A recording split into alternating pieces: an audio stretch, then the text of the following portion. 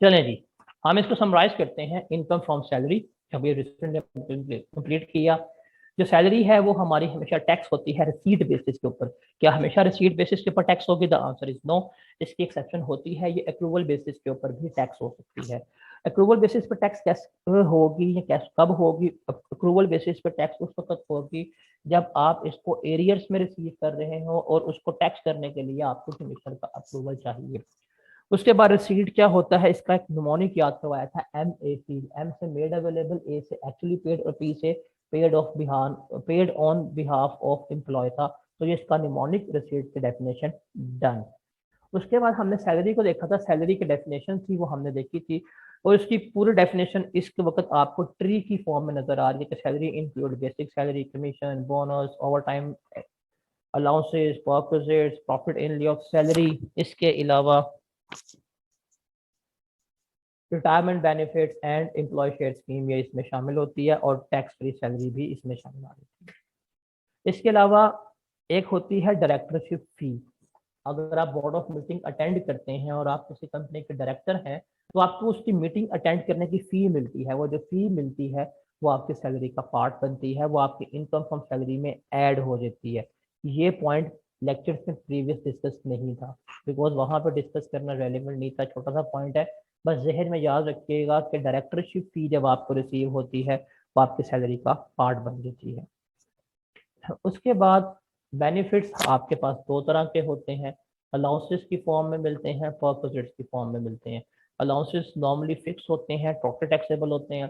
Perquisites के benefits जो होते हैं वो वेरिएबल इन नेचर होते हैं और ये भी टैक्सेबल होते हैं, but these are subject to some conditions and some rules होते हैं।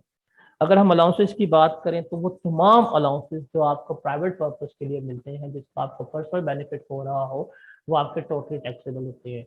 कुछ अलाउंसेस जो आपकी किताब में हैं या जो आपके सिलेबस में पास पेपर्स में क्वेश्चन से मिलेंगे वो कुछ इस तरह से हैं: utility allowance, conveyance allowance, kit allowance, washing allowance, soft dress allowance, working allowance, medical allowance, इसका हम देख स्पेशल रूल पड़ा होगा, special allowance, DNS allowance, and TADA. TADA जो होता है वो हमारा एग्जाम होता है, because it is related to official work only.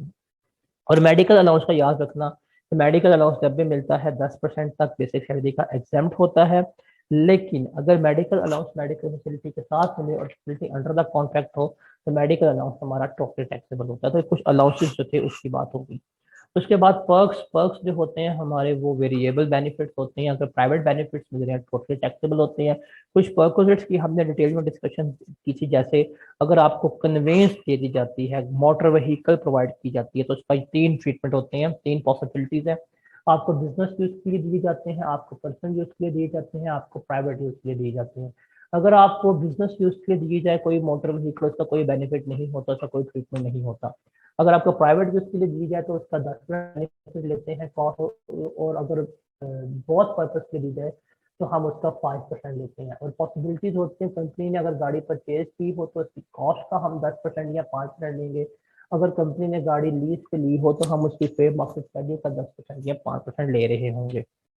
उसके बाद अकोमोडेशन, अकोमोडेशन में आपको घर वगैरह प्रोवाइड किया जाता है। इसका रूल होता है कि जो हमें अकोमोडेशन प्रोवाइड की जाए वो, या 45% ऑफ बेसिक सैलरी, या अगर आप जैसे रिमोट एरिया में, जैसे मुफस्सिल एरिया में घर दिया गया है तो केस में 30%। उसको कंपेयर करते हैं, जो हायर अमाउंट होती है वो हम सैलरी में ऐड कर देते हैं।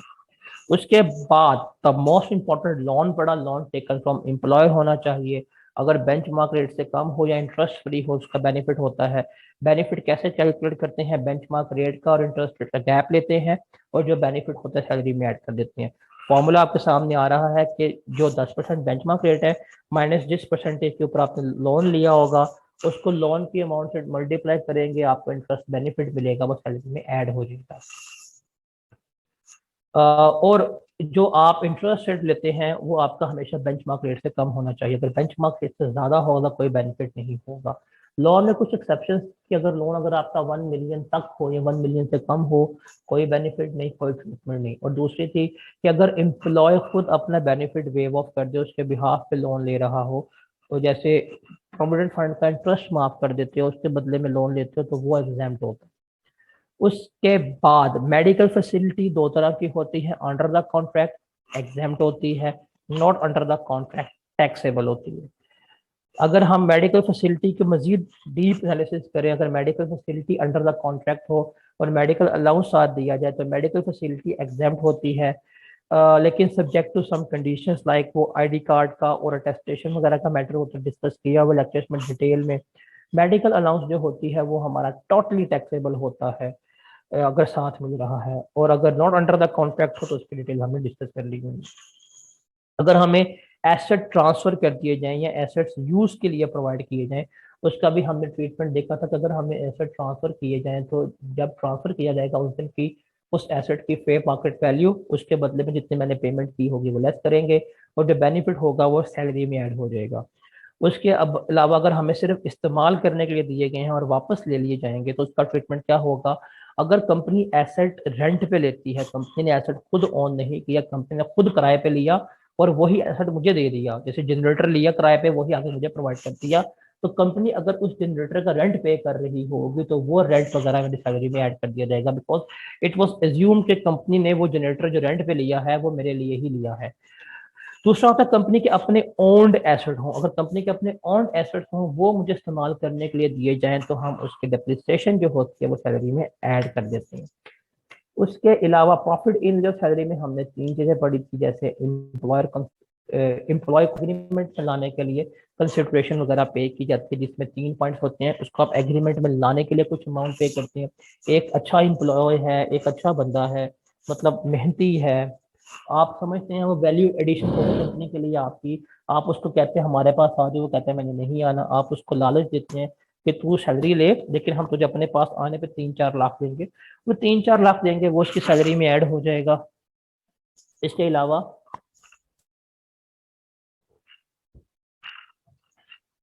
आप उसके ऊपर कोई पाबंदी लगाते हैं, कोई रिस्ट्रिक्टेड कॉवेनेंट लगा देते हैं कि आपने हमारे पास काम करना है लेकिन आपने ये काम नहीं करना इसके अलावा।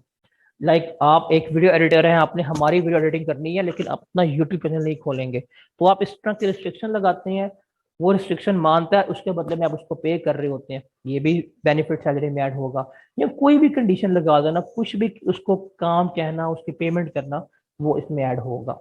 इसके अलावा गोल्डन हैंडशेक मिलता है और प्रोविडेंट फंड भी इसमें आ रहा होता है। आई थिंक ये रिपीट हुई है। इसके अलावा गोल्डन हैंडशेक आपका आता है, गोल्डन हैंडशेक जब भी मिलेगा वो आपका सैलरी के अंदर ऐड हो रहा होगा, या आपके पास दूसरा ऑप्शन है आप उसको सेपरेट ब्लॉक ऑफ इनकम का पार्ट बना दें। अगर आप उसको सैलरी में ऐड करते हैं ना अंडर नॉर्मल टैक्स रेजिम, तो हम स्लैब रेट्स वो लगाते हैं जो अभी हमने एम्प्लॉय टैक्स फ्री सैलरी में सीखे हैं। आप उसको टोटल इनकम का पार्ट बनाते हो, टोटल इनकम आती है और उस पर ये स्लैब रेट लगाते हैं, ये एनटीआर की कैलकुलेशन में। अगर आप उसको सेपरेट ब्लॉक का पार्ट बनाते हो तो इस इनकम के ऊपर हम सेपरेट रेट पे टैक्स पे कर रहे होते हैं, हम इसको एनटीआर का पार्ट नहीं बना रहे होते। उसके बाद आता है प्रोविडेंट फंड, दो तरह के हैं, अनरिकॉग्नाइज्ड, इसका तो भाई सिर्फ विड्रॉल पर ट्रीटमेंट होता है, ऑन कंट्रीब्यूशन ट्रीटमेंट नहीं होता। और विड्रॉल पर ट्रीटमेंट क्या होता है, इस फॉर्मूले पे कि जो टोटल बैलेंस होता है उसमें से एम्प्लॉयज की कंट्रीब्यूशन लेस की जाती है, बाकी जो है वो सैलरी में ऐड कर दिया जाता है। और जब सैलरी में ऐड किया जाता है, एक चीज याद रखिएगा कि जब सैलरी में अमाउंट ऐड की जाएगी, इसका treatment separate block of income मतलब एवरेज रेट के ऊपर हम इसको टैक्स कर रहे होते हैं, तो दोनों ऑप्शन इसके पास होते हैं। उसके अलावा रिकॉग्नाइज प्रोविडेंट फंड क्या होता है, इसका एनुअल ट्रीटमेंट होता है। अगर हम प्रोविडेंट फंड की बात करें रिकॉग्नाइज को, तो ये एक तावीज सा मैंने दिया था आपको, एम्प्लॉयज कंट्रीब्यूशन कोई ट्रीटमेंट नहीं, एम्प्लॉयर कंट्रीब्यूशन जितना कंट्रीब्यूट किया होगा उसमें से आपने लेस करना है 1.5 लाख और 10% of basic salary plus dividend allowance, जो लोअर अमाउंट है वो लेस करेंगे, बेनिफिट सैलरी में ऐड। इंटरेस्ट दिया गया, इंटरेस्ट जितना आया वो उसमें से लेस करेंगे 16% ऑफ एक्यूमुलेटेड बैलेंस और 1/3 of basic salary plus dividend allowance, जो रिमेनिंग बेनिफिट होगा वो सैलरी में ऐड, और विड्रॉल पे कोई ट्रीटमेंट नहीं होगा। उसके अलावा टर्मिनेशन बेनिफिट्स की बात करें, पेंशन मिलती है, ग्रेच्युटी मिलती है, सुपर एनुअल फंड मिलता है, नॉर्मली इनकी डिटेल्स है। पेंशन नॉर्मली एग्जाम्प्ट, एक्सेप्शन इस रूल की क्या थी कि अगर री एम्प्लॉयमेंट हो जाए उस एम्प्लॉयर के पास, या अगर आपको एक से ज्यादा पेंशन मिल रही हो तो हायर एग्जाम्प्ट होती है, लेकिन अगर आपकी उम्र 60 साल से ज्यादा है तो आपकी पेंशन हमेशा एग्जाम्प्ट होगी। ग्रेच्युटी की बात करें तो मल्टीपल हमने डिस्कस की थी, गवर्नमेंट की एग्जाम्प्ट होती है, फंड में मिले एग्जाम्प्ट होती है, अप्रूव्ड स्कीम के तहत मिले 3 लाख तक एग्जाम्प्ट होती है, और एक अनअप्रूव्ड ग्रेच्युटी है।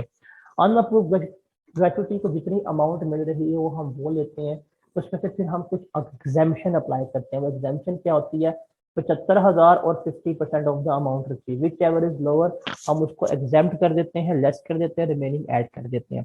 लेकिन इस अनअप्रूव्ड ग्रेचुइटी के लिए कुछ कंडीशंस हैं, अगर इन केसेस में अनअप्रूव्ड ग्रेचुइटी मिल रही हो तो ये एग्जाम्पशन नहीं मिलती, बल्कि जितनी अमाउंट होती है वो सैलरी में ऐड हो जाती है। वो कौन सी है, कि अगर किसी को मिली है जो बंदा नॉन रेजिडेंट है या उसको मिली है पाकिस्तान में रिसीव नहीं की, किसी नॉन वर्किंग डायरेक्टर को या एक बंदे को एक से राइट अनअप्रूव्ड फैसिलिटी मिल रही है, देन उस केस में ये अप्लाई नहीं हो रहा होगा। उसके अलावा employ share scheme, difficult topic. Start होती है कहानी राइट से। राइट में हमारे पास दो ऑप्शन है, मतलब दो ट्रीटमेंट है। डिस्पोज ऑफ कर दो, ऑप्शन लेके आए, बेच दी। बेचोगे, जो गेन होगा मतलब जो पैसे मिले या जो उसकी कॉस्ट थी डिफरेंस लोगे, सैलरी में ऐड कर दोगे। या आपने उस ऑप्शन को एक्वायर किया, सब्सक्राइब किया। सब्सक्राइब करोगे कोई ट्रीटमेंट नहीं, लेकिन हाँ फिर आप उसका इंतजार करोगे, इंतजार करना बहुत अच्छा लगता है। उसके बाद अलॉटमेंट ऑफ शेयर दो तरह के होते हैं, एक होते हैं ओपन शेयर्स। ओपन शेयर्स मिलेंगे तो उसका हम क्या देखते हैं, आप एक्वायर करते हैं, जिस दिन आपको शेयर्स मिलते हैं उस दिन बेनिफिट कैलकुलेट करते हैं। बेनिफिट क्या होता है, उस दिन की फेयर मार्केट वैल्यू, उसमें से लेस करते हैं जो टोटल कॉस्ट है उस शेयर को एक्वायर करने की। मतलब जो आपने शेयर की कॉस्ट पे की है और जो आपने ऑप्शन की कॉस्ट पे की होगी, वो टोटल कॉस्ट लेस करोगे, जो बेनिफिट होगा सैलरी में ऐड हो जाएगा। और शेयर्स मिल गए, अब आपके शेयर, आप इनके मालिक हो, आप फ्यूचर में जाके बेच रहे हो, तो इसका हम गेन निकालते हैं और ये गेन क्या होता है, कैपिटल गेन में ऐड हो रहा होता है। इसका एक डिटेल्ड फॉर्मूला रेगुलर क्लास में डिस्कस किया था, आप उसको वहां से देखिएगा, बट ये इसका बेनिफिट कैपिटल गेन में जाएगा। उसके बाद सेकंड होते हैं हमारे पास रिस्ट्रिक्टेड शेयर। रिस्ट्रिक्टेड शेयर्स क्या होते हैं कि इनमें राइट टू डिस्पोज नहीं होता, रिस्ट्रिक्शन इम्पोज की जाती है। इसमें है कि आप रिस्ट्रिक्शन का वेट करते हैं, रिस्ट्रिक्शन का वेट करते हो, जिस दिन रिस्ट्रिक्शन अपलिफ्ट होती है उस दिन बेनिफिट कैलकुलेट करते हो, मतलब उस दिन की fair market value less total cost होती है, जो बेनिफिट होता है सैलरी में ऐड करते हो। और दूसरा है आपसे इंतजार नहीं होता, बेसब्रे हो, इम्पेशेंट हो। इम्पेशेंट हो तो रिस्ट्रिक्शन खत्म होने से पहले ही डिस्पोज कर दिया। इस केस में जो पैसा मिलेगा वो, और जितना आपने कॉस्ट पे की होगी वो लेस करोगे, जो गेन या बेनिफिट आएगा वो सैलरी में ऐड हो जाएगा। और दूसरा है कि आपने रिस्ट्रिक्शन खत्म होने के बाद राइट लिया, शेयर्स के मालिक बने, उसके बाद अगर आपने उन शेयर्स को बेचा तो वो आपका कैपिटल गेन में जा रहा होगा। तो ये चीज पूरी रिस्ट्रिक्टेड शेयर की नजर आ रही है स्क्रीन के ऊपर। और उसके बाद आखिरी हमने डिटेल चीज पढ़ी है, वो है टैक्स फ्री सैलरी की, जिसमें देखा कि टैक्स बेनिफिट निकालना है। और टैक्स बेनिफिट की जो मैंने आपको इक्वेशन सिखाई है वो मैंने यहाँ पे लिखी हुई है कि स्लैब रेट अप्लाई करके इक्वेशन वेरिफिकेशन और ये ऐड करो तो टैक्स फ्री सैलरी आपकी आ जाती है। So that was all about income from salary. जितनी हमने पिछले 2-3 हफ्ते में डिस्कशन की है वो सारी मैंने आपसे गालिबन 15 मिनट में डिस्कस कर दी। तो पूरा इनकम फ्रॉम सैलरी 15 मिनट की समरी में आपके सामने हाजिर